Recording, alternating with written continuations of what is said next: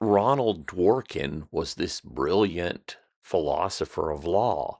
And in the video clip you're about to see, he's going to explain the philosophy of John Rawls. Now, Rawls himself is regarded as one of the most influential political philosophers of the 20th century.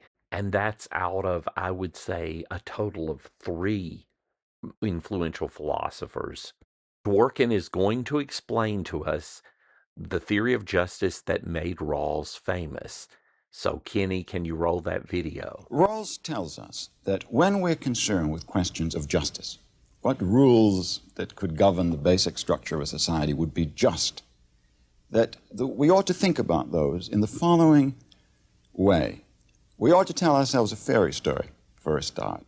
We ought to imagine a Congress of men and women who don't belong to any particular society yet, and who come together in a kind of constitutional convention.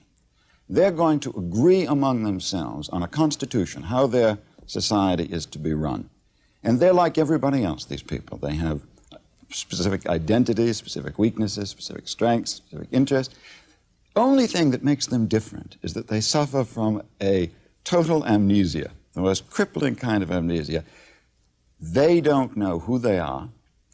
They don't know whether they're old or young, men or women, black or white, talented or stupid.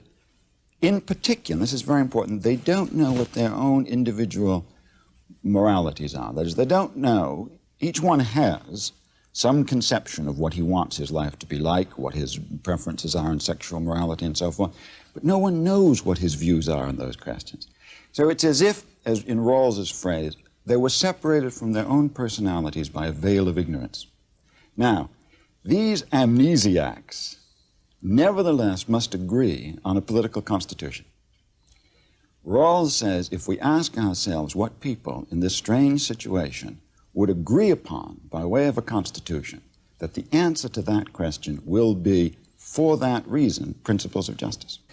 It's a dramatic way of asking people to imagine themselves making choices in their own self-interest, but without knowing things which separate one person from another. And that's, of course, just a way of enforcing a certain conception of equality on political decisions. But now the question is, what would people in this situation agree upon? Rawls game. You make me agree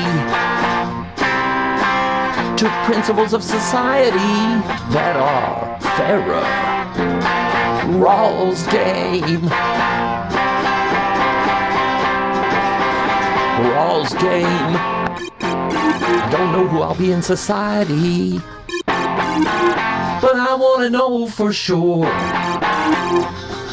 Rawls game. I'm under the veil of ignorance. Rawls game.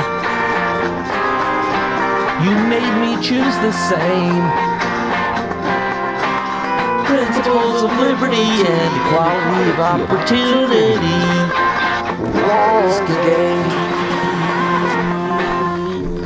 A new game from Milton Bradley.